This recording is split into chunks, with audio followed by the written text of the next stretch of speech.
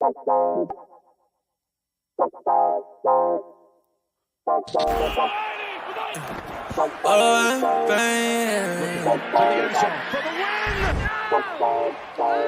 what the fuck? Whoa! Yeah. Pain.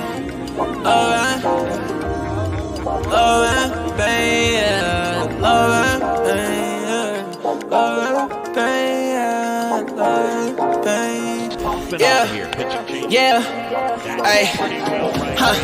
I just wanna touch the top. Baby said that she in love and she don't love a lie. Been chillin' with all the bros, I've been above the spot. Shawty said that things change, well it does a lot. Hey, watching out the payment, man, the suds is high. Yeah, lost inside the heart, but it's emerging right. I've been out the way and I'm good. I can find my home. Everything I said it was is not. Yeah, Jamaica, how you layin'? Yeah, you ain't say none, what you saying, baby? I lost you, but who's paying? Don't know why you hit my phone, why you playing? Yeah, I can't handle it without the trusting. Yeah, I can see the top, I wanna touch it. Yeah, we been getting money, no discussion. Now I don't let it top, but shorty always get the fussy. Yeah, hey, I like to cruise on it. Say she like the way I sound and how I groove on her. I been steady dodging bullets, how I move on her. But he talking out his neck and not a crew on her. Yeah, and I'm sliding. Shawty like the vibe, don't want the ride to end. Yeah, to the nice end. Yeah, to the nice end. I can always keep the cool, I'm never fighting.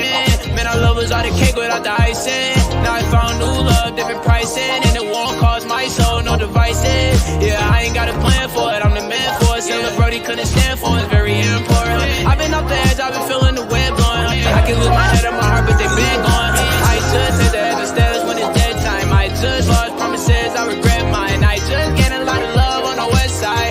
I'm the go, but I would never be the best guy. You might take me out of business like a Best Buy. Talk about the go to maybe soon, I know that's right.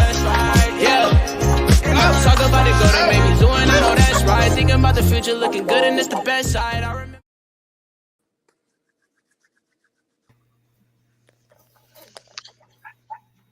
What's up? Welcome back to Ride the Tide Sports Podcast, Season 2, Episode 34. My name is Tycho. I'm joined today with Snoop Luke, the one, and right below me, the young one, the Titan Tour, the USA hat, the blonde hair, the ears, no eyeballs, half a nose, a tiny mouth that never stops moving.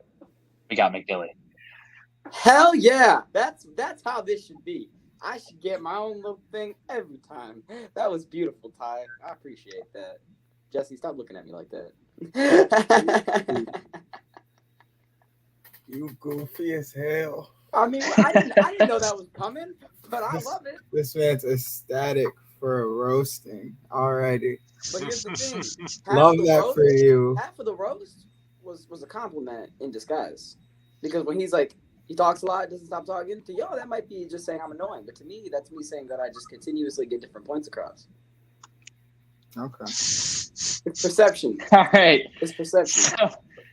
So let's get today's podcast started. We got some NBA and NHL playoff news to get into. We got a tiny, teeny, eeny, weeny bit of NFL to talk about, as well as UFC and a potential Pistons lineup that I think I would look forward to watching, but I don't know how possible it is, but we're going to talk about it.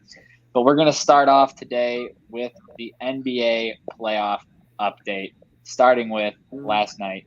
So, as you can see here, I'm wearing the Chef Curry jersey here, representing the town. And last night, things did not go the way that Luka would have planned, because at one point, Luka Doncic was a happy camper. It was 59-44 in the second, and at halftime they were up sufficiently. But by the end of the game, there had been a sufficient comeback by the Warriors, and a 67-48 lead at halftime turned into a 126-117 loss to Steph Curry, who turned it up at the end of the game, had 30-plus points, and just shut out the Mavs to take game 2 and lead the series now 2-0. Thoughts from the fellas? We'll start with Dylan, big Luka guy. Looked good halfway through, Dylan. What happened? The bench is what fucking happened. Luka and Brunson balled the fuck out. Luka had 42 points, 8 rebounds, and nobody mad at Luka Doncic. Nobody's mad at Jalen Brunson either. They had 73 combined points. They shot 21 from 45 from 3, and they still lost. You want to know why? Because the bench is atrocious.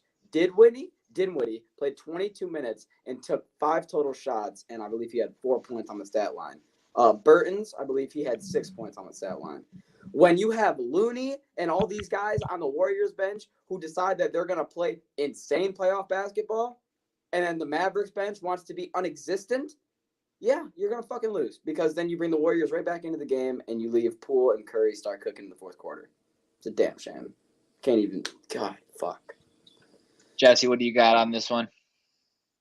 I mean, I'm surprised the Mavs were ever up by that much, to be honest. It was I was glad to see them playing such good basketball, but at the end of the day, the Warriors got hot, and once they heat up in the second half, it usually doesn't slow down. No one's ready for Looney to go crazy. Well, all I gotta say is I cannot wait for the Mavs to get swept because fuck the Mavs. You bitter bitch. And it's a fuck the Mavs for the rest of playoffs. Why is it fuck the Mavs? Why is it fuck the Mavs? Everyone knows why it's fuck the Mavs. Say why it's fuck the Mavs. They beat the Suns. Aha, I just wanted to hear you say it one more time. You're riding me because you're riding against me because you're bitter. Just admit it.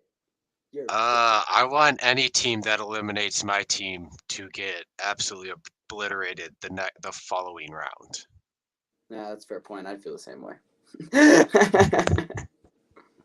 All right, for sure. Moving on to the other series happening in the NBA right now. The Boston Celtics win Game 2 by a score of 127 to 102, a 25-point game. And a lot of these NBA games have not been very close. But Celtics take Game 2, tie the series at 1-1. Luke, we'll start with you on this one. Celtics coming out after a not so good Game 1 and absolutely dominating in the Game 2. How do you feel about this one? What do you think? What do you think the key is to taking the rest of this series? I love it. Here's the thing. The Timberwolves kind of exposed the Heat a little bit, and so I got that right? That series right? Timberwolves. What? Shit. I think it was the Timberwolves and the Grizzlies and the Heat and the Hawks. Well, whoever the Heat played got exposed enough to where they're getting blown out to a point where they kind of had to make some comebacks.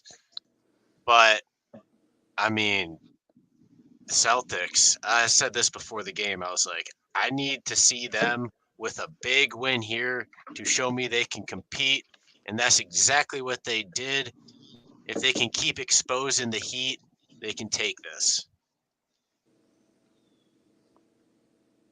I got Boston right now, and there's only one man that makes this decision very easy for me, and it's not Jaylen Brown, it's not Al Horford, it's not Jason Tatum, it's Marcus Smart. Marcus Smart has proved that when he plays, things are different on both sides of the ball. He's a great two-way player. Defensively, we know that he's just great, but his impact. I mean, when he came in this game, he's proved that his impact is, I think, higher than most people realize it. He had 24 points, 9 rebounds, 12 assists. He had 5 threes. He was plus 32. No other starter even had plus 16. I think that Marcus Smart is actually one of the biggest key players on his team right now. Also, Duncan Robinson, 3 for 18 from threes in his past 3 games. Tyler Hero, 2 for 17 in his past 3 games from 3. The only person who's consistently balling right now is Jimmy. Hey, look, all I'm saying is, Celtics taking Game 2 here. Marcus Smart, he's got green hair. He's basically turning into the Hulk at this point.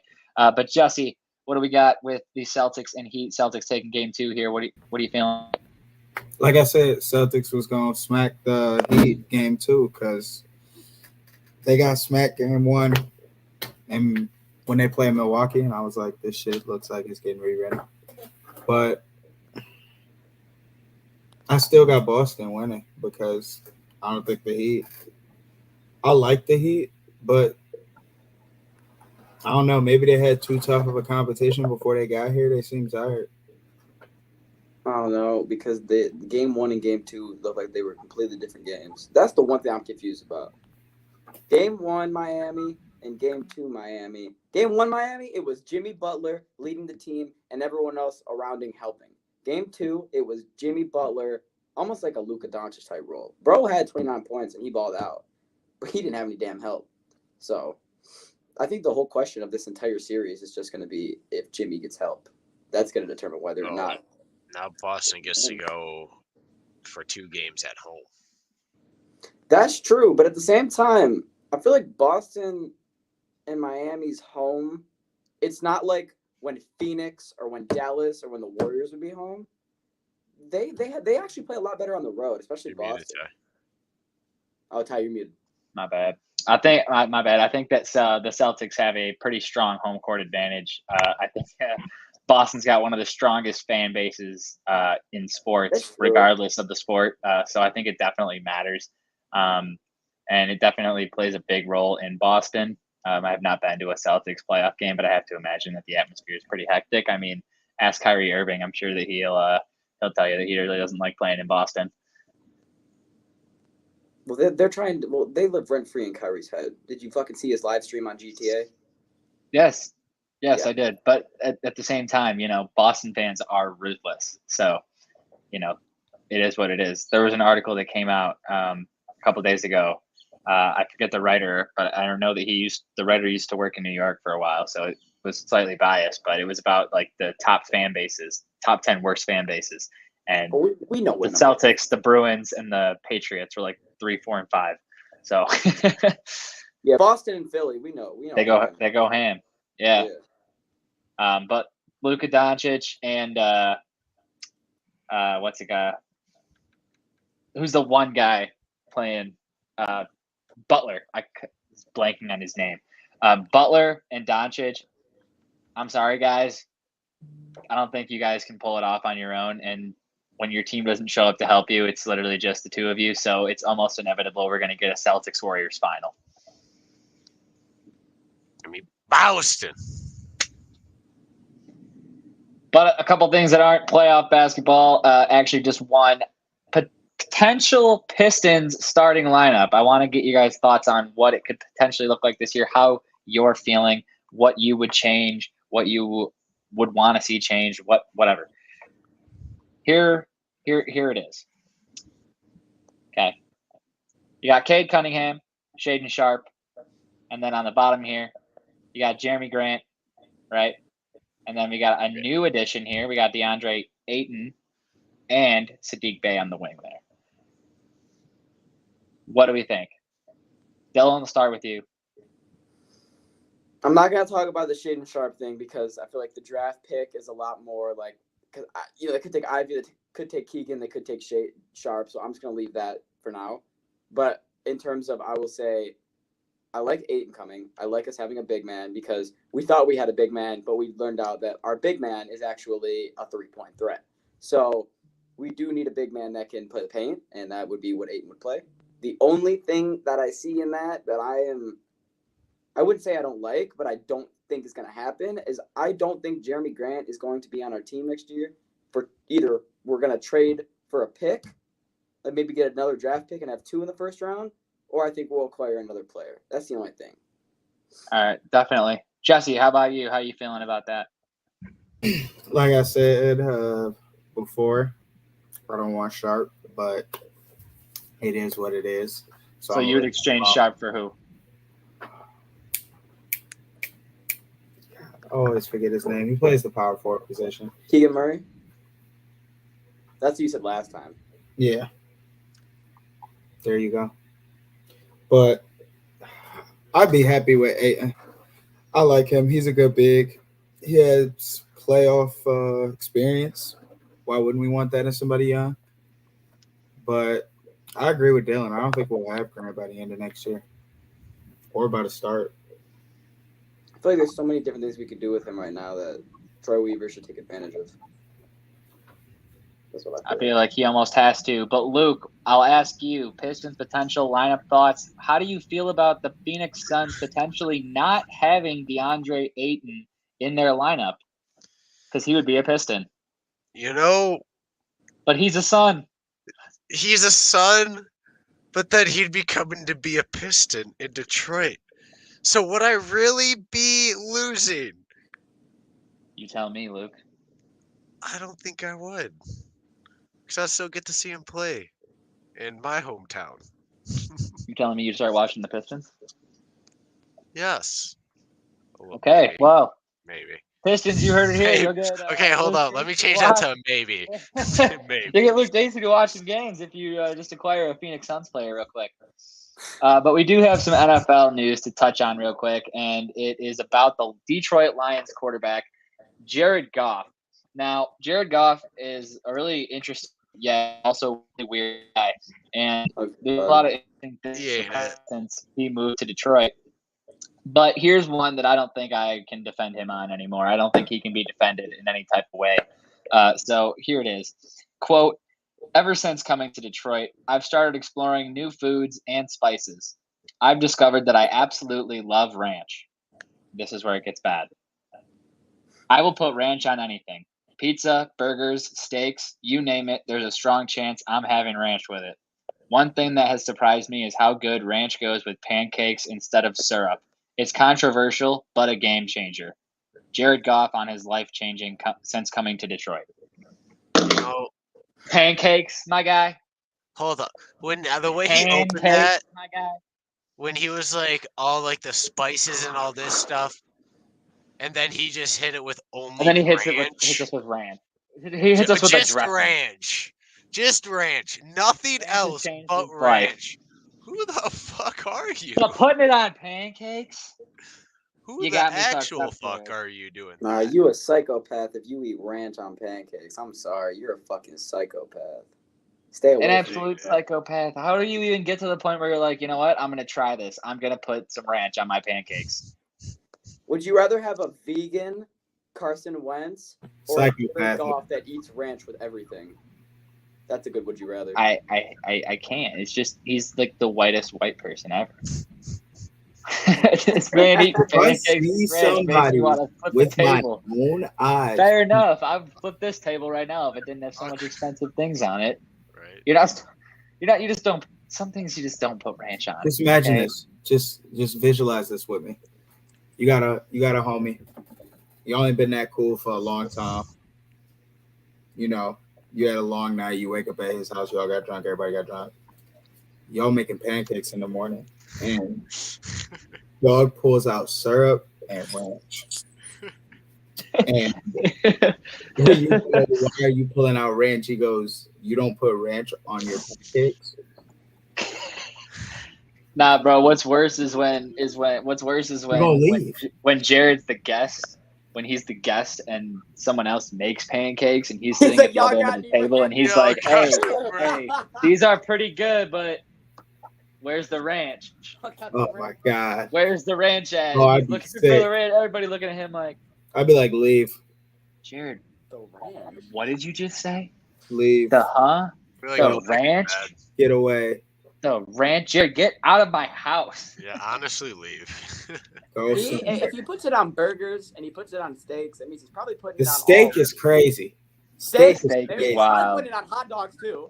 He's probably putting it on all meat products. This nigga's having Okay, we gotta get off this. We gotta get off this. Dylan, save Fuck. us. Move it on. I will move the fuck on and the fuck off from Jared Goff. And by the way, you say we can't defend him. On this podcast, we've never defended him in the first place. We just like to talk shit about him. That's factual. I just want to get that out of the way. That is factual. Jared Goff's my QB. Gotta locate the phone. Gotta get rid of Jared Goff. Pick up the phone. Yes, Start dialing. Ring, ring. When Jared ring, Goff ring. leads us to the playoffs, I Stop don't want to hear any of this. He's gonna lead us to Hidden Valley, and that's about. When he leads us to the playoffs, I don't He's want to gonna hear lead us any to of this. Hidden Valley, and that's about fucking it. Take it now. When Jared Goff is the starting quarterback for the Lions' first time in the playoffs, we can then give him a thumbs up. We don't have to give him respect. We don't have to give him kudos, but we can give him a thumbs up. What about when Jared Goff isn't playing by week 8 because they decided to put in a backup because they realized that he's not a quarterback? No, that won't. They just they realized that he just fooled everyone into thinking that he was a quarterback for That however won't long, happen. but he's not a quarterback. That won't. Who the fuck is that guy? Exactly. Who are you, Dylan? No, we're talking about who the fuck is Jared Goff. Who really is Jared Goff? No, and nobody. He's a nobody. He's a bum. He's a loser, and he's a failed quarterback. And all.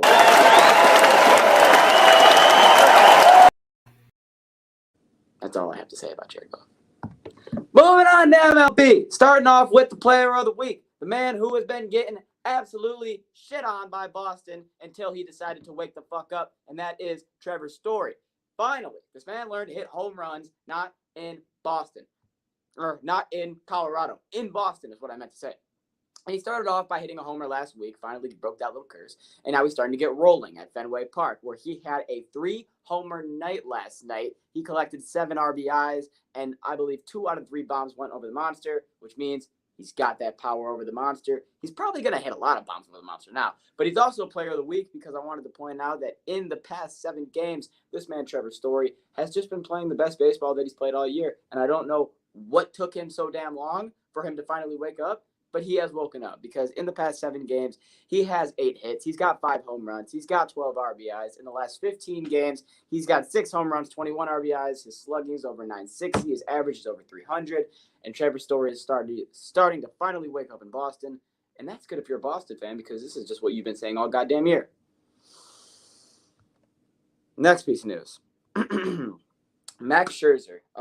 Fuck, this one kind of sucks because the New York Mets are finally a great baseball team. They are finally running the National League like they have been hoping they would be for so long, right next to the Dodgers. And their star pitcher, DeGrom, still out. Scherzer, he's going to be right back now. It's a damn shame, to be honest with you. You're lucky that your pitching staff, like McGill and these other players that weren't supposed to go crazy, they're doing a lot better this year.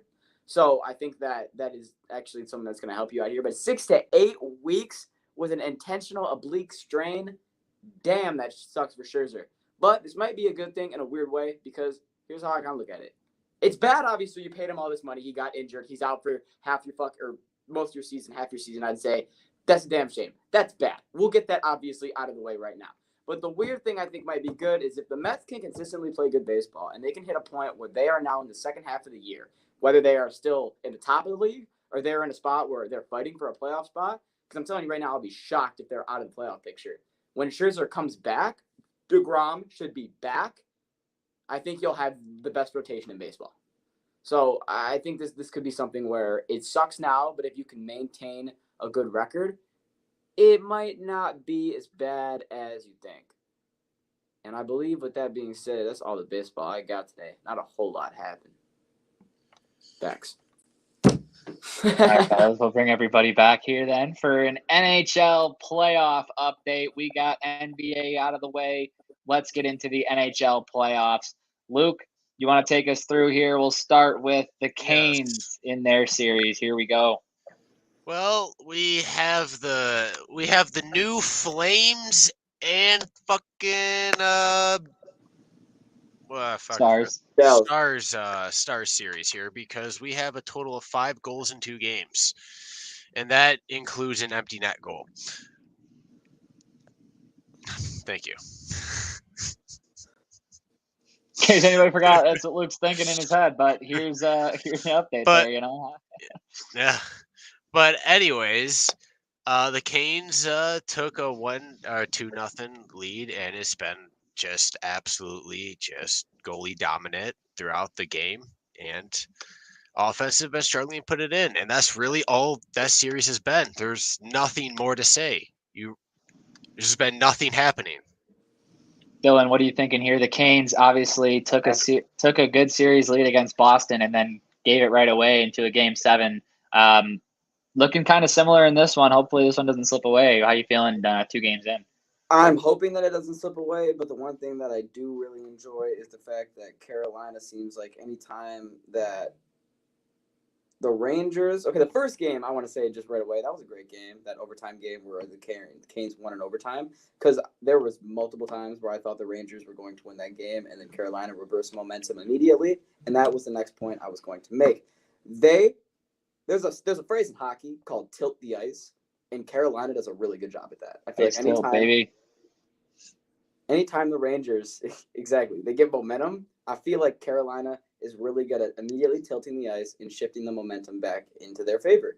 And I feel like that's how they normally put on more pressure. They're normally the team with more shots, and they normally end up winning the game. So I'm happy and I'm excited, and I hope they don't blow this lead. All right, we're going to travel over to the Wanderer, another guy who also, as you can see, has the Avs and Canes in his championship in the bracket in the finals here. Jesse, 2-0 series lead for the Canes. How you feeling? What's going on in your head? I think we can keep it honest here and say that we believe the Canes are going to win this series. Fuck yeah. And they're going to play the Lightning. But I'm just wondering, is it going to be a sweep I feel like there's no way they sweep them. They'll at least get one on the other end, but sheesh, I could be wrong. I'm hoping for a sweep, get some rest. As Tyler said, they did have this type of lead in the last series. That's because in the last series between them and the Bruins, only home games were won. So they are undefeated at home, but they have not won a game on the road yet. So, and the Rangers have the ability to pounce back. So the second Carolina wins a game on the road, everyone else is fucked, is what you're saying. I mean, technically, yes, but I mean, Okay. right now they're just really lucky that they were seated where they were, or else they would have been out first round in a game 7 if that trend was staying true.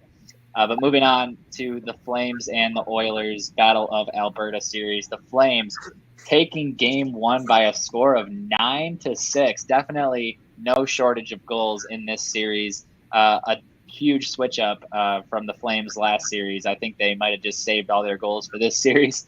But Dylan, we'll go to you first. How are we feeling about the Flames and the Oilers Battle of Alberta? The series actually is tied right now because the Oilers did answer with a 5-3 win. So the series, like I said, tied 1-1. No shortage of goals in this series, hitting the over twice so far. Where you at? Where's your head at?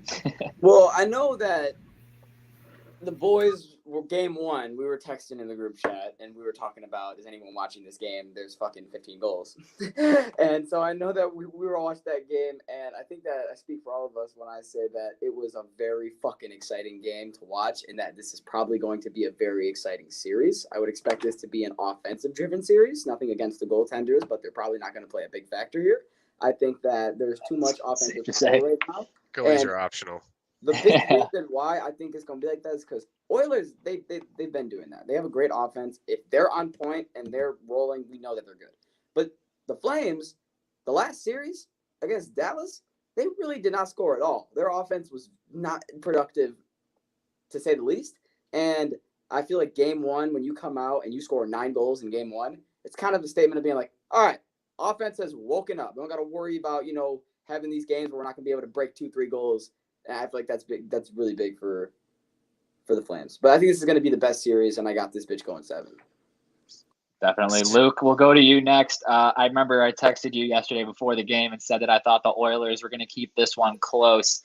Yes. You told me that none of these games have ended with a 1 goal, and yet again we get a 2-goal game. But the Oilers did keep it close and pulled out the win. How you feeling? Well, like I said, I was wrong. Okay, I also said that every single home game was won by their team in regular season, and then that continued to be true with Calgary taking game 1. But the Oilers upsetted that, but continued the streak of always hitting the -1.5 in every game played this season, including regular season, and now 2 games in the playoffs. So they're just not destined for overtime, is what it looks like here. They're just not destined for it. Someone's got to win by 2 in the third. Yes, and the Oilers have to, honestly, they have to stop giving up the lead so quick in the first period. I swear, the first 2 games, the Flames were up like 2-0 in like the first 7 to 10 minutes. Mm-hmm. Yeah, it's hard to play that comeback game, especially in the NHL. Jesse, do you have anything to comment on with this Oilers and Flames series?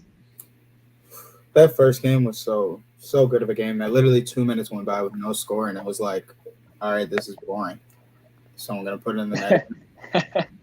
Like, but game two, I was watching, and I was like, damn, Edmonton got themselves down again.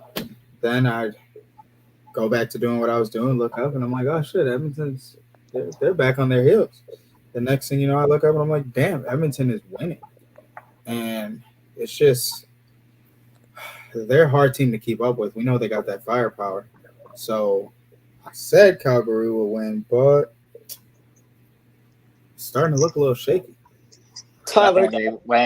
When you talk about the Oilers, you can't not talk about McDavid here, because McDavid, the last 5 games, has a goal and an assist in each of the last 5 games. He is currently unstoppable.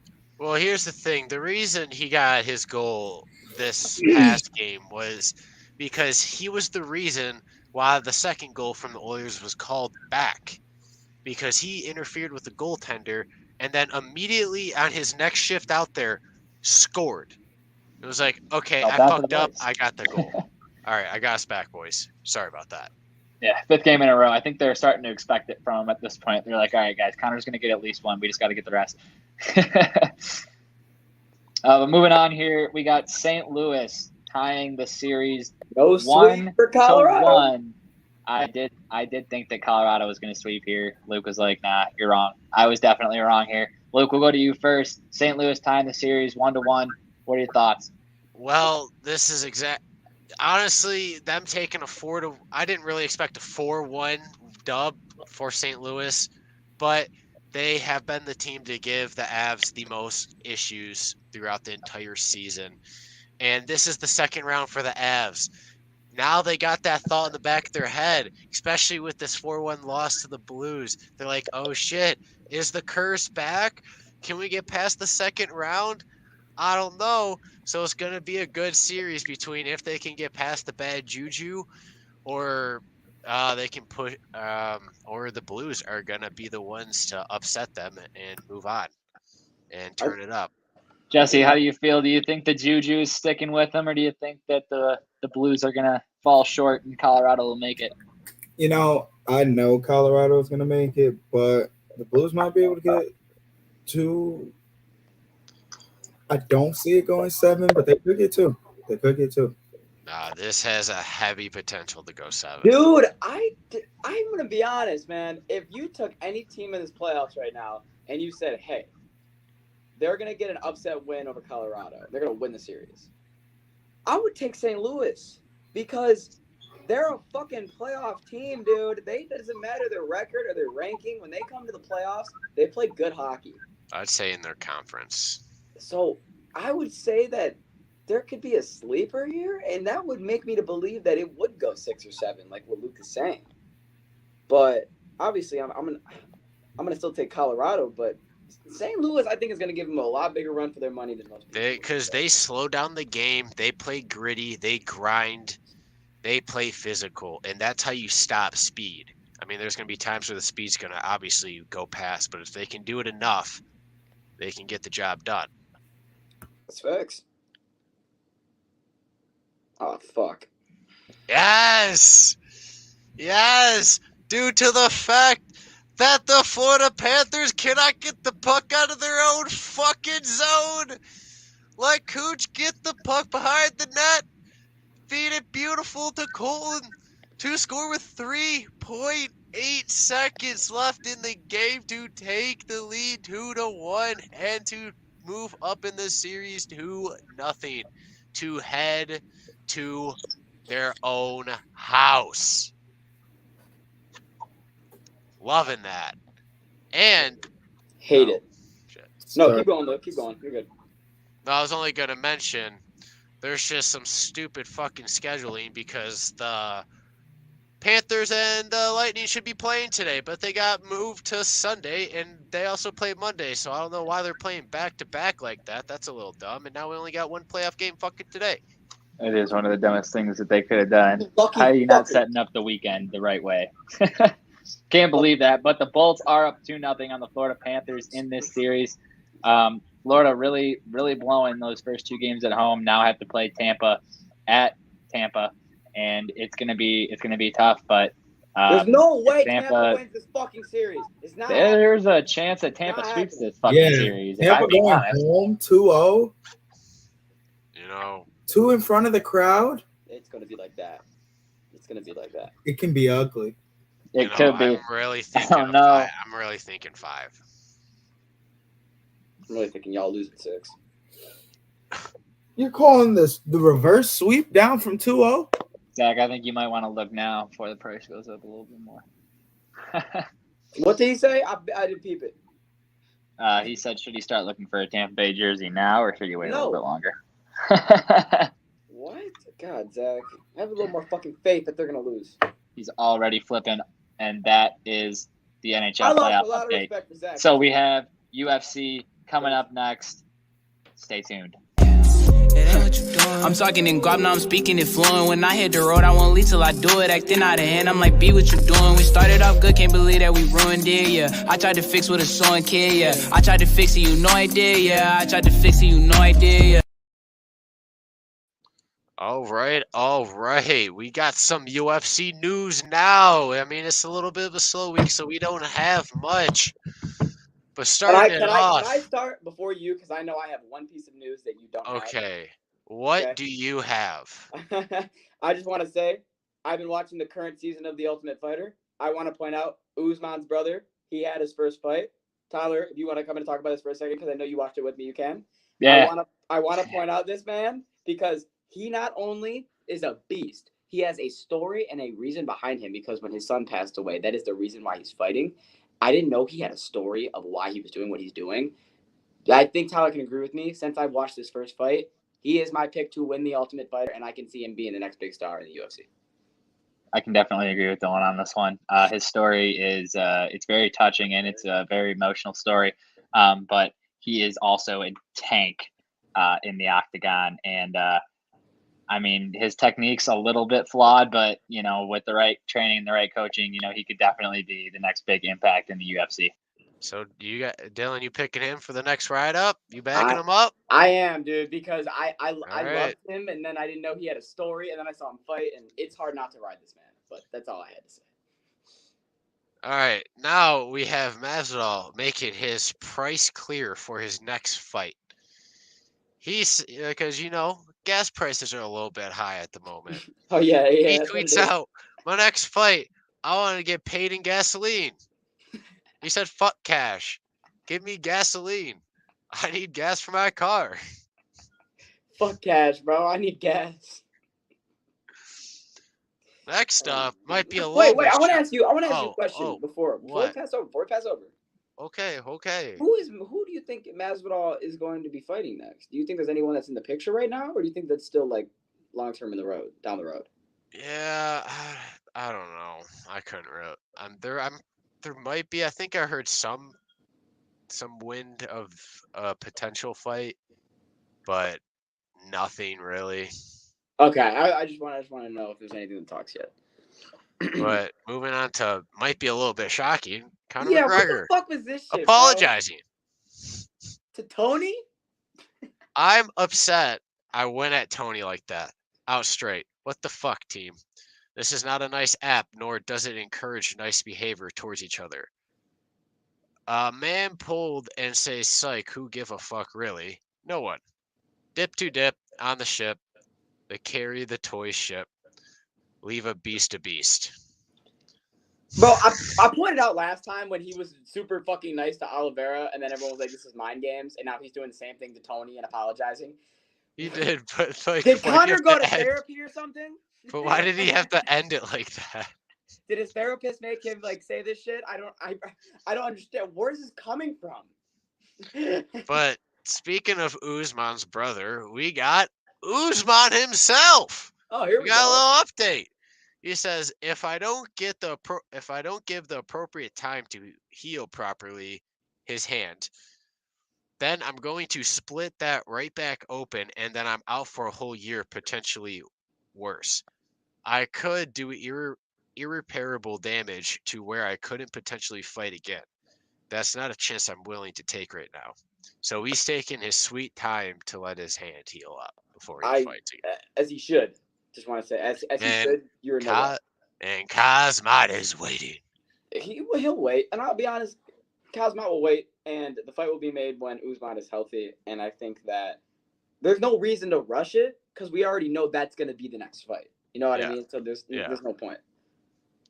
Next, and the last piece of news we have some more of Khabib's thoughts on Khabib or Makhachev fighting Oliveira. He's saying some whack shit, bro. Says whack shit. I hear the UFC wants to make a big show in Brazil in December. Okay, December is a good day for Islam Makhachev too. If they don't want to come to Abu Dhabi to fight with Islam, okay. I hear Charles Oliveira coaches say, come to Brazil. Okay, no problem. Send us location.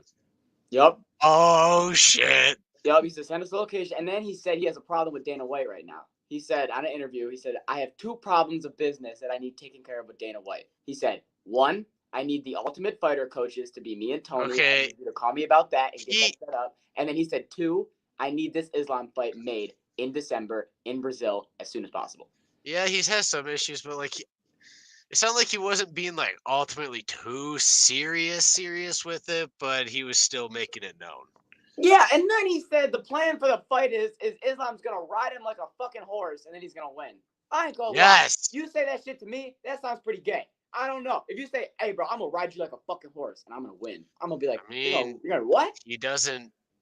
I mean, you're gonna ride me like what? English isn't his first language, so like you could have used a different choice of words in total though. You didn't have to say the word ride at all. Not all the time for people that like learn English. I mean, they only have a certain amount of words that they can like know off the top of their head. It's not like us. I'm gonna straddle him. We know it fluently without even thinking about it. Like it's different for people who learn different languages. And I understand that, and he probably doesn't even realize that most people in the comments all just responded by going, "Hey, yo, what the fuck?"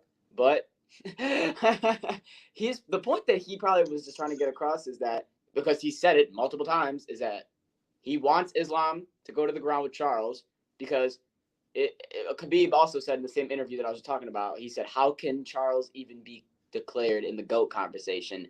There's no man that can claim he's one of the best when he's lost 10 times. But he clearly doesn't understand what it means to be a fighter that starts off bad and then continuously improves. Like that's like the whole point is he started from shitty, mediocre. He'd win fights, lose fights, win fights, lose fights, win fights, lose fights. And then he went on a consistent streak where now he has won 11 fights in a row. No submission wins in UFC. Almost, I think it is the second longest win streak in lightweight right now. So that's all I'm going to say about that, Khabib. Oh, that's all we got for. The way you did that was funny. You acted like you had something else to say. You're like, well, that's about it. That's it for you. But tonight, Holly Holm. Woo, woo, woo. All right, that's all we got for you guys today on Ride the Tide Sports Podcast, Season 2, Episode 34. Thank you guys for watching or listening, however you may enjoy this podcast. Thank you for enjoying it. If you missed it or you want to check out our last episode, make sure you guys check out sixpackcoverage.com. You can find it all on sixpackcoverage.com. And you can buy some awesome merchandise. You can buy something like the flag behind me or like that flag Dylan's got there for outdoor. Or they got tons of cool merchandise for you guys to buy. Check it out, sixpackcoverage.com. We will see you guys next time. That will be Wednesday at approximately 7 to 8 o'clock. So we'll see you on Wednesday. Until then, Ride the Tide. Peace out. It's your place or it's mine. So